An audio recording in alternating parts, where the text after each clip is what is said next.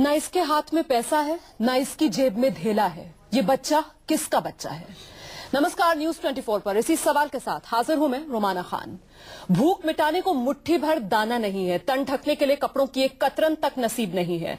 और ये सच्चाई, ये डरावना सच उस जगह का है जिसे सियासत की भाषा में राहत कैंप, राहत शिविर कहा जा रहा है। जी हां, उत्तर प्रदेश के मुजफ्फरनगर का राहत कैंप, जहां 3 महीने पहले हुए दंगे के पीड़ित रह रहे हैं। पहले दंगों की आग ने सब कुछ खाक कर दिया और अब हुक्मरानों की बंद आंखों ने आंसुओं के दरिया में डूबने पर मजबूर कर दिया है इन लोगों को। सर्द रातों की सिरहन इस कैंप में रहने वाले करीब 50 मासूमों की जान अब तक ले चुकी है। माएं बिलख रही हैं, अपने हाथों से अपने लाडलों पर कफन डालने वाले हाथ कांप रहे हैं, कलेजा फटा जा रहा है। लेकिन क्या करें, कौन सुनेगा, किसको सुनाएं? इसीलिए चुप हैं और गम के घूंट पी रहे हैं।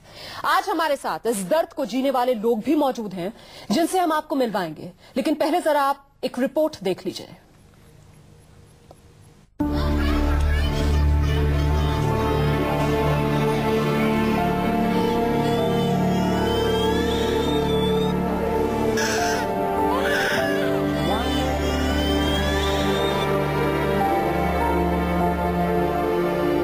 दर्द, बेबसी, चीख और मौत,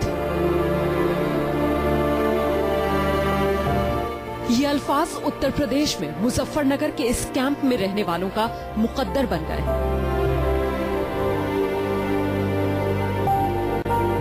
दिसंबर की ठंड में खुले आसमान तले हर आने जाने वाले की तरफ बड़ी उम्मीद से देखते हैं ये लोग। शायद कोई इनकी तकदीर से इस दर्द के पन्ने को ही फाड़ दे, लेकिन ऐसा होता नहीं। सुध तो कोई नहीं लेता, अलबत्ता सियासत जरूर होती है, वो भी तब जब मौत अपनी आगोश का दायरा बढ़ा देती है।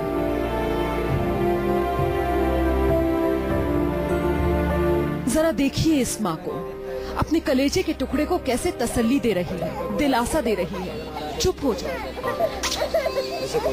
लेकिन ये मासूम क्या समझे कि इसकी रोने की आवाज यूपी की हुकूमत के कानों तक नहीं पहुंचती। कई माओं की गोद उजड़ चुकी है, करीब 50 मासूमों की किलकारियां दफन हो चुकी हैं।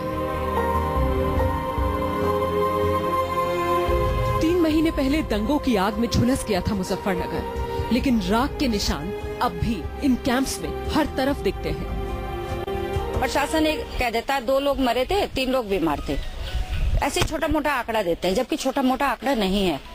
कैंपों में अगर सर्वे कराना है तो हर जो जहाँ उनका टेंट लगा है, टेंटों में जाओ, पूछो कि किसके कितने बच्चे मरे हैं, वो बताएंगे। सही नहीं, ऐसे तो पहले बहुत सारे आए होंगे और बहुत सारी टीमें आई हैं और यहाँ पे बहुत सारे प्रशासन आता है। ऐसे कैसे हम संतुष्ट हो जाएंगे? क्योंकि आज से पहले नहीं कुछ कार्रवाई हो पाई, आज कैसे संतुष्ट हो जाएंगे?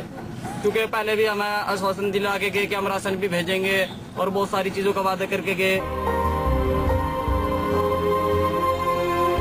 राहत कैंपों की असलियत बस राहत के नाम पर दिलासा भर रह गई है।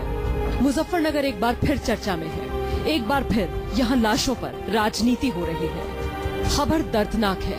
मुजफ्फरनगर और आसपास के जिलों के इन राहत कैंप्स में करीब 50 बच्चों की ठंड से मौत हो चुकी है। कैंपों की हकीकत से दूर प्रशासन आंकड़ों में उलझा हुआ है।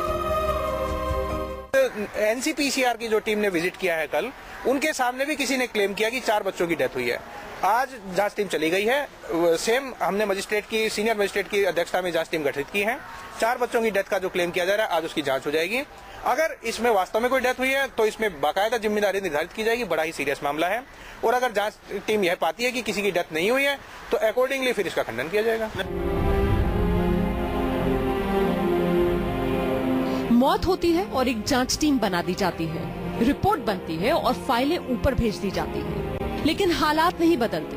प्रशासन की तरफ से मेडिकल टीम भी लगाई गई थी, बावजूद इसके जिंदगी दम तोड़ती रही और अफसर आंकड़े दुरुस्त करते रहे।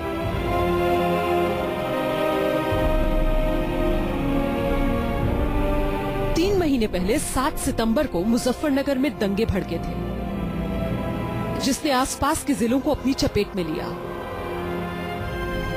इन दंगों में करीब 27,000 लोग बेघर हुए, जिन्हें 41 राहत कैंपों में रखा गया।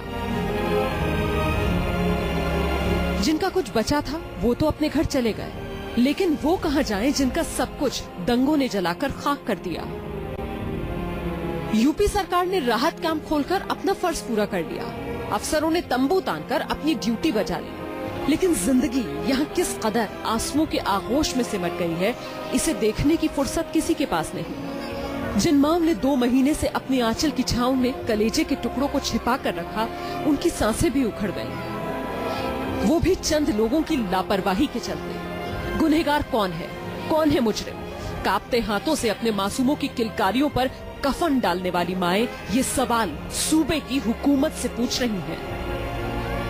मुजफ्फरनगर से धर्मेंद्र के साथ ब्यूरो रिपोर्ट, न्यूज़ 24। इस मुद्दे पर बातचीत करने के लिए खास मेहमानों का एक पैनल इस वक्त मेरे साथ मौजूद है। वरिष्ठ पत्रकार शाहिद सिद्दीकी मेरे साथ मौजूद हैं, सतपाल चौधरी हैं, किसान नेता हैं, खाप समर्थक हैं। मेरे साथ मजहर मेहंदी है जो प्रोफेसर है जेएनयू में। भुक्कल नवाब समाजवादी पार्टी के नेता मेरे साथ लखनऊ से इस वक्त मौजूद हैं इस खास पेशकश में। और मेरे साथ मौजूद हैं अशोक अग्रवाल जो वकील हैं, सोशल एक्टिविस्ट हैं। और आपका मैं तारुफ करा दूं, मेरे साथ कुछ बेहद खास मेहमान हैं। ये बेहद खास इस वजह से हैं क्योंकि ये दरअसल वो पीड़ित हैं जिन पर वो सब कुछ गुजर रहा है जो अभी हमने अपनी रिपोर्ट में आपको दिखाया। मेरे साथ मोहम्मद शहजाद शहनाज हैं, गुलजार रुखसाना है, फूल हसन और शमीम है। दंगा पीड़ित हैं ये और इन्होंने अपने जिगर के टुकड़ों को खोया है। आइए जरा सबसे पहले इन्हीं के पास चलते हैं। शहजाद, पहले आप बताइए, अपने बच्चे के बारे में बताइए जिसे आपने खोया, कैसे उसकी मौत हुई, कितने साल का था आपका बच्चा?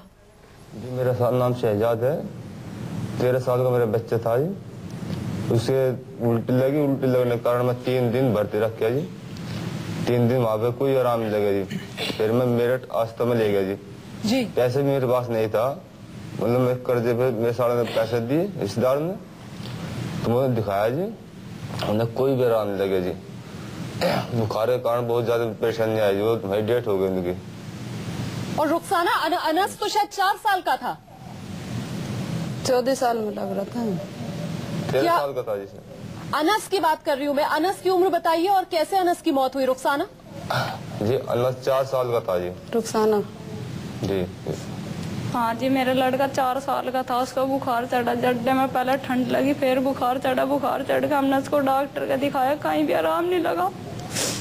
जब कहीं भी आराम नहीं लगा हमने सब मेरठ भर्ती कर दिया। मेरठ खुशी अस्पताल में ट्रांसपोर्ट नगर के सामने थाने के सामने खुशी अस्पताल है, उसमें भर्ती कर दिया। उसमें रहा मेरा बच्चा और उसमें रहा जी। उन्होंने भी जवाब दे दिया कि जी मशीनों में ले जाओ इसको।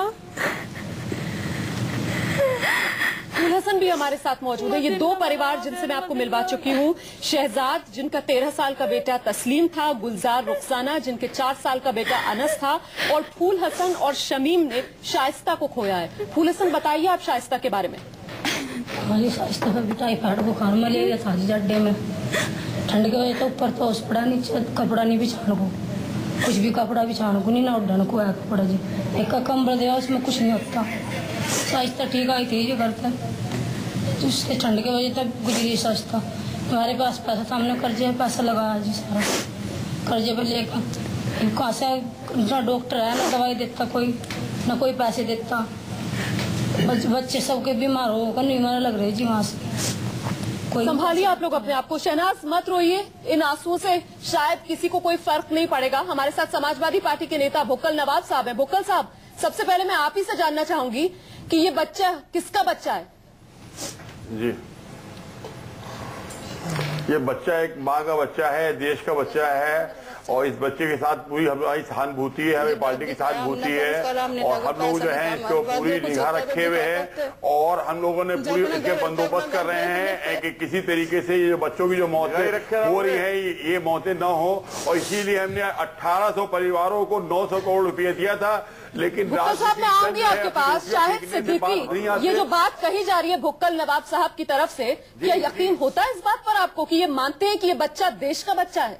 नहीं, देखिए, मैं हाँ जी, नहीं, मैं पहले आपको एक बात बता दूं कि नेशनल इंटीग्रेशन काउंसिल की मीटिंग हुई थी दिल्ली में विज्ञान भवन में। अखिलेश यादव मुख्यमंत्री मौजूद थे, जावेद उस्मानी चीफ सेक्रेटरी मौजूद थे, और उस वक्त मैंने उनसे कहा था कि वहां पे कोई मेडिकल हेल्प नहीं जा रही है। ये 2 महीने पहले की बात है। और जावेद उस्मानी साहब ने कहा नहीं, पूरी मेडिकल हेल्प पे आंकड़े देने शुरू कर दिए। मैंने ये सवाल नेशनल इंटीग्रेशन काउंसिल में उठाया और मैं आज कहता हूं कि इन बच्चों की मौत के लिए अखिलेश यादव और जावेद उस्मानी जिम्मेदार हैं। इन्होंने बिल्कुल, आज सुप्रीम कोर्ट बार बार कह रहा है, आज सारे लोग कह रहे हैं, कोई दवाएं, कोई मेडिकल है, किसी तरह का मदद नहीं पहुंच रही। इनका मकसद है कैंप किसी तरह से बंद हो जाए। ये वोट बैंक के तौर पे इस्तेमाल कर रहे हैं। इनके लिए इंसान नहीं है, ये लाशों पे सिर्फ राजनीति कर रहे हैं। शाहिद सिद्दीकी साहब, जो बात आप कह रहे हैं मैं उसमें कुछ और बात भी जोड़ना चाहूंगी। मैं तो ये कहती हूँ कि इन मौतों के लिए आप भी जिम्मेदार है। क्यों सतपाल चौधरी साहब, समाज के बारे में आप बहुत बड़ी बड़ी बातें करते हैं, क्या ये समाज आप ही के समाज का हिस्सा नहीं?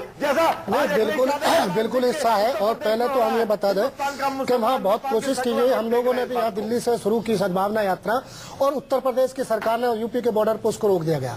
सद्भावना को भी, जब हम सद्भावना की बात कर रहे थे, आपस में जो नफरत पैदा की गई समाजवादी पार्टी और भारतीय जनता पार्टी के लोगों ने मिली भगत करके जब दिलों में नफरत पैदा की, जो 1947 और 1991 में भी वहां नहीं हो पाया, वो जब सब इन्होंने किया। और उसके बाद अब जो कत्लेआम शिविरों में कर रहे हैं, एक मैला कंबल जो जेल में भी उससे बढ़िया कंबल मिलता है, वो मैला कंबल वहां पे केवल दिया गया राहत के नाम पे। किसी तरह का कोई इंतजाम वहां नहीं है, और उत्तर प्रदेश की पूरी सरकार इसके लिए जिम्मेदार है। चितरंजन स्वरूप वहीं के मंत्री हैं मुजफ्फरनगर के, अभी शाम भी मेरी मुजफ्फरनगर में बात हुई है। अमीर आलम वहाँ पे जिम्मेदार है। कोई भी एक भी नेता वहाँ पे जाकर भागता नहीं है। और खाने की किट के लिए, किस तरह से खाने की किट हासिल करने के लिए वो लोग भिखारी की तरह जो लेकर खड़े के सामने। चलिए एक बार फिर से मैं जरा पीड़ितों का रुख करती हूँ। रुखसाना, जरा बताइए दर्शकों को क्या हालात हैं इन कैंप्स के। रुखसाना, आप तो दिन रात इन्हीं कैंप्स में हालात और वक्त गुजार रही हैं, बताइए जरा दर्शकों को हालात हैं क्या?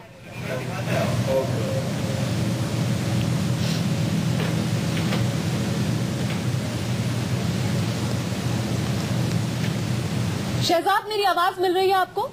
जिसे भी मेरी आवाज मिल रही है वो बताए कैंप में हालात क्या हैं? कैंप में बहुत बुरी हालत है, कुछ भी नहीं मिली, रात मिल रही है हमारे को। बीमारी के कारण, बुखार के कारण बच्चे मर रहे हैं, ठंड के कारण बहुत ज्यादा ठंड हो रही है जी।